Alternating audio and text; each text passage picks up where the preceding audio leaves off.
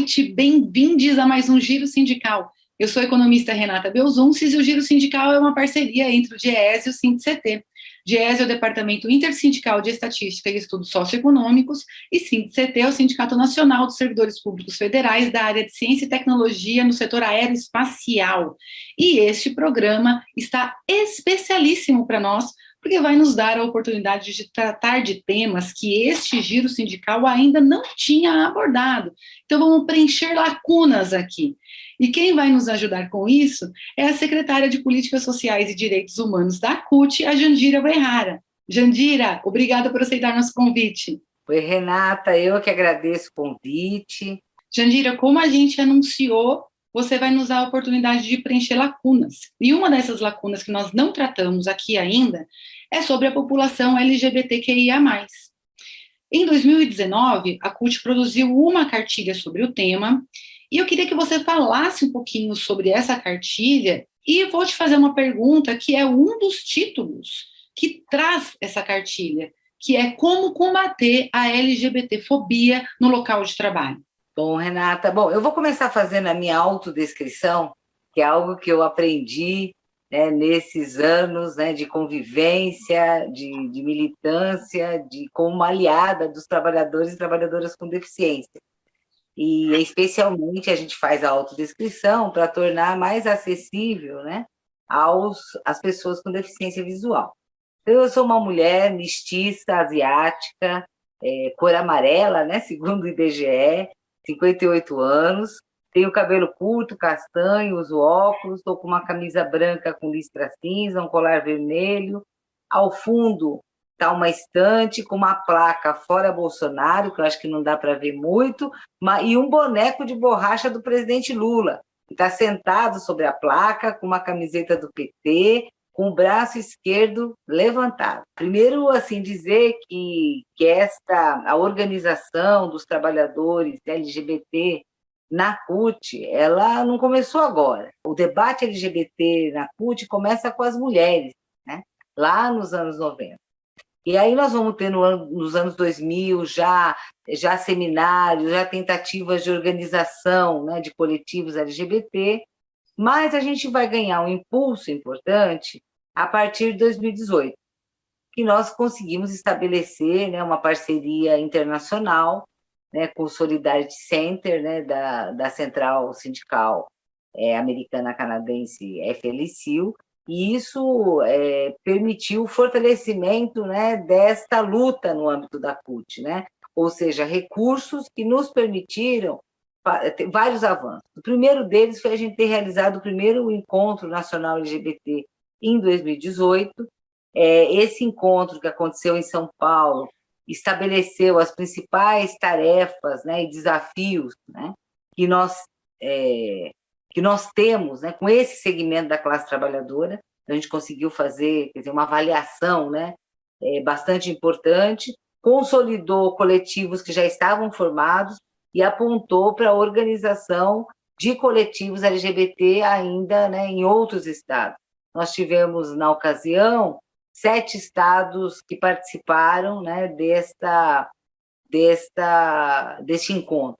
Em 2019, durante a parada LGBT de São Paulo, que é uma das maiores do mundo, fizemos um seminário LGBT e o mundo do trabalho durante a parada, e foi muito bom, quase 200 pessoas participaram, vários estados. Ali nós elaboramos, né, quer dizer, indicamos, né, a elaboração de uma minuta de cláusulas e orientações para os sindicatos cotistas para incluir cláusulas LGBT nos acordos coletivos, orientamos sindicatos a incluir as questões, né, de gênero e LGBT, quer dizer, nos seus programas de formação, e começamos a desenvolver também algumas iniciativas ainda muito pequenas de pesquisas e levantamento de dados LGBT no mundo do trabalho. Também a cartilha, a necessidade da gente ter uma cartilha surgiu em 2019, né, nesse encontro.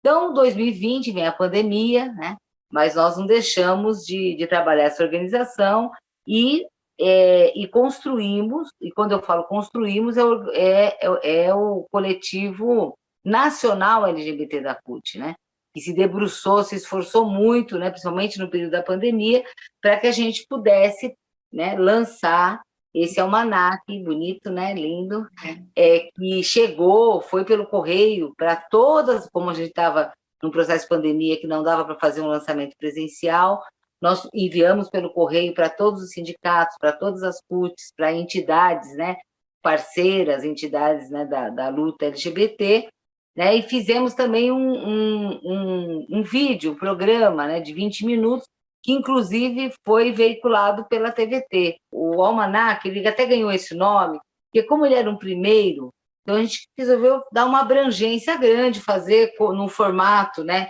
de uma revista, então tem muita ilustração, tem dicas culturais, resgata um pouco a história do movimento LGBT no Brasil e no mundo, explica as letrinhas, né, LGBTQIA+, o que isso significa, né, as bandeiras, as diversas bandeiras do movimento. Resgatamos aqui também a história, né, da CUT, isso que eu falei, que não começa com a gente em 2018, tem toda uma construção muito importante anterior. Lançamos a cartilha, fizemos várias oficinas, né, várias oficinas de como organizar coletivos LGBT nas suas bases sindicais, nos sindicatos, nas CUTs, orientando. Fizemos muitas oficinas virtuais, a maioria, e agora, no dia 1, 2 e 3 de abril, no começo desse mês, nós realizamos um seminário, um encontro nacional LGBTQIA+, da CUT, o terceiro encontro nacional. No primeiro, nós tivemos 7 estados, né, como eu falei, e neste 12 estados. Então, ou seja, avançamos, mas ainda falta, porque nós queremos ter coletivos organizados nos 27 estados. Você me perguntou das 10 ações, né, que para combater a discriminação contra LGBTQIA+, no ambiente de trabalho. No manual, a gente aborda essa questão, né, e indicamos alguns princípios gerais, mas que eles têm que ser desdobrados na prática. Então, o primeiro, garantir direitos iguais, tratamento justo e respeitoso no ambiente de trabalho. É básico, né? É a primeira questão. Segundo, combater todas as formas de discriminação, inclusive piadas LGBTQIA+ fóbicas, né? Atuar de forma clara em caso de preconceito, incluir em documentos e políticas da empresa o compromisso com a promoção de direitos LGBTQIA+. Isso é muito importante. Tem a ver com as cláusulas. Uma outra orientação que a gente faz é de não firmar parceria ou acordo com organizações que promovam discriminação, que patrocinem personalidades, né, preconceituosas. Abrir a discussão sobre temas LGBTQIA+, e promover espaços de denúncia, promover a formação de profissionais da área de recrutamento, entendeu? Quer dizer, ou seja, o próprio sindicato promover ações nesse sentido, né, com os trabalhadores, né, dessas áreas, né, para que estejam preparados para poder promover a inclusão, né, desses trabalhadores, né, como fazer isso. Inserir a identidade de gênero como um dos temas do debate dentro da organização sindical, né, isso é muito importante. Realizar ações afirmativas, né, em defesa da igualdade e da diversidade e apoiar todos os eventos que tenham como foco a luta contra a discriminação. Agora o Giro Sindical vai fazer o intervalinho e a gente volta já.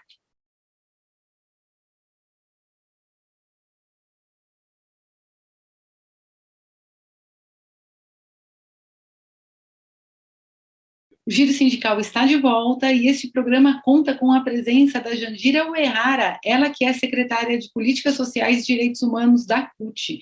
Eu já aprendi aqui com a Jandira Uehara que a gente deve fazer a nossa audiodescrição. E eu vou tentar fazer a minha. Eu sou uma mulher branca, de 44 anos, eu tenho cabelos curtos, grisalhos, eu estou usando um batom vermelho, eu estou num ambiente onde tem uma estante de livros atrás de mim, com um fundo amarelo. E agora, a pergunta não podia ser outra que não a inserção das pessoas com deficiência no mercado de trabalho. Jandira, nós temos uma lei desde 91, ia falar 2001, mas é errado, é 1991, uma lei que rege a inserção dessas pessoas através de um sistema de cotas em que as empresas, a depender do porte, medido pelo número de trabalhadores, deve inserir um percentual de trabalhadores na condição com deficiência. Essa lei, ela é o suficiente? E ainda, eu acredito que muitas pessoas talvez não a conheçam. Seria bacana também que você pudesse explicar um pouquinho melhor sobre ela antes de fazer a sua avaliação. Ela foi uma primeira conquista, um marco muito importante que tem, obviamente, a ver com desdobramentos da Constituição Federal de 88. Né, do direito ao trabalho, do direito à saúde, do direito à educação, do direito à inclusão das pessoas com deficiência.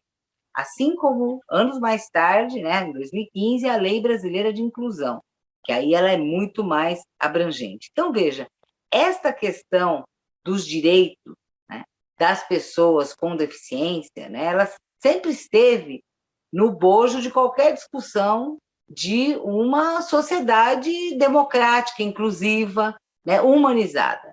Porque o que nós tínhamos, né, era uma concepção, né, o que prevalecia e ainda prevalece em vários setores da sociedade, é uma concepção, quer dizer, que não considera a capacidade, as potencialidades, tá certo? E que o problema não está nas pessoas com deficiência, o problema está, quer dizer, nos ambientes, né, que tornam inacessíveis para essas pessoas, né, o acesso aos direitos. Mas em 1991 nós tivemos, então, um avanço importante em relação à lei de cotas, né, que estabelece percentuais muito pequenos, tá certo? De 1 ou 2%, a depender acima de 200 trabalhadores, né?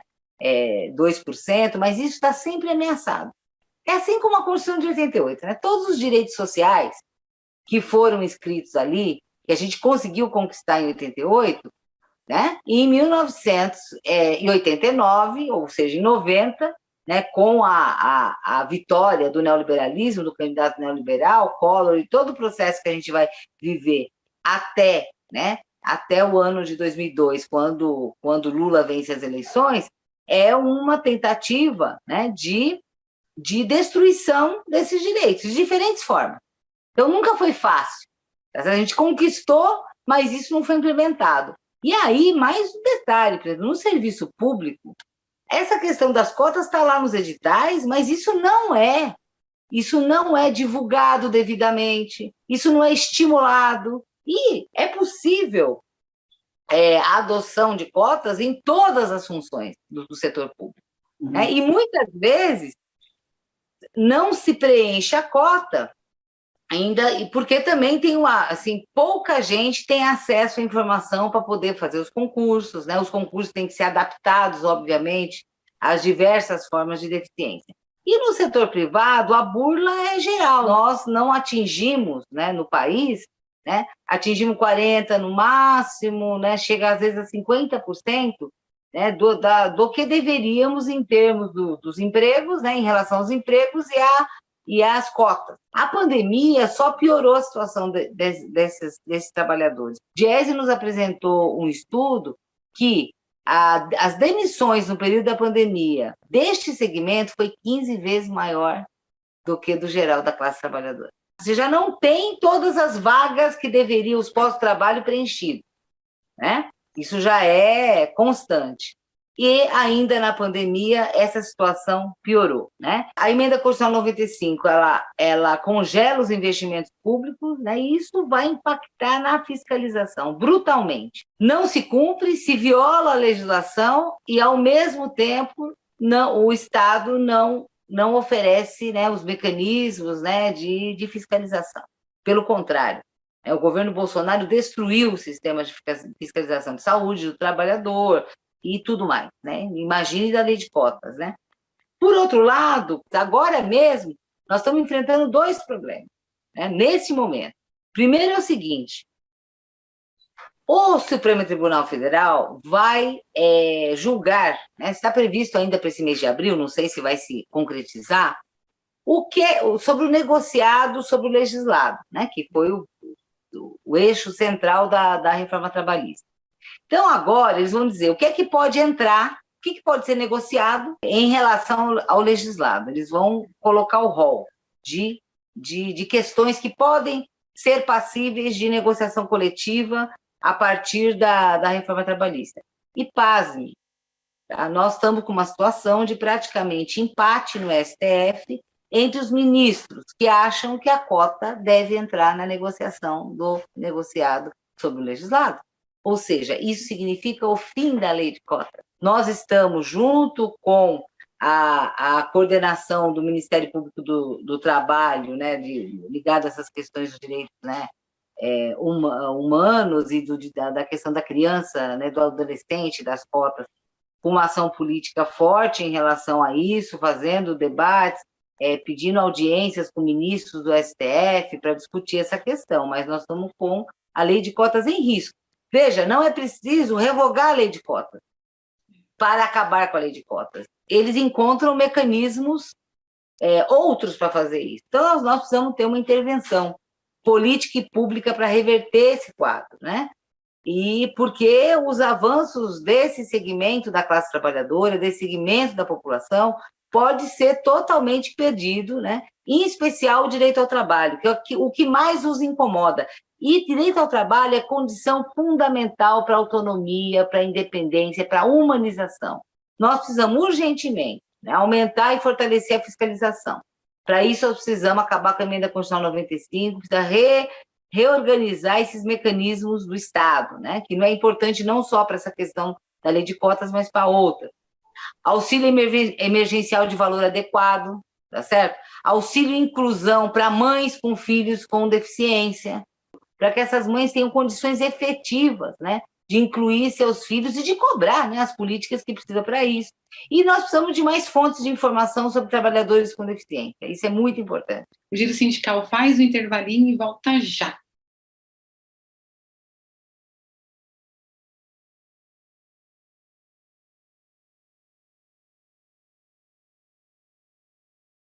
O Giro Sindical está de volta e este programa recebe a sindicalista Jandira Uehara, ela que está à frente da Secretaria de Políticas Sociais e Direitos Humanos da CUT. Vamos falar um pouquinho sobre direitos humanos sobre o governo Bolsonaro? Então, vamos lá. Com relação à perspectiva das trabalhadoras e trabalhadores, Jandira, quais você acha que foram as principais violações aos direitos humanos cometidas pelo atual governo? Direitos humanos são direitos econômicos, direitos sociais, direitos culturais, direitos ambientais, né? Então, e além dos direitos políticos, civis, esse que é mais comum, né, você ver na questão do debate de direitos humanos. Bom, primeiro acho que a gente tem que ter um entendimento, né, que desde o golpe de 2016 a gente vive uma ofensiva neofascista e ultra-neoliberal. E essa ofensiva, ela intensificou o ataque às organizações populares, às organizações sindicais, às organizações políticas de esquerda, à militância, né? E aumentaram as violações de direitos humanos, assim como as ideologias conservadoras, o avanço das ideologias conservadoras, elas também, quer dizer, se focam principalmente no ataque às mulheres, aos negros e negras e às pessoas de orientação LGBTI. A história do Brasil é a história das classes dominantes utilizarem a violência, a repressão, né, a perseguição para conter as mobilizações populares.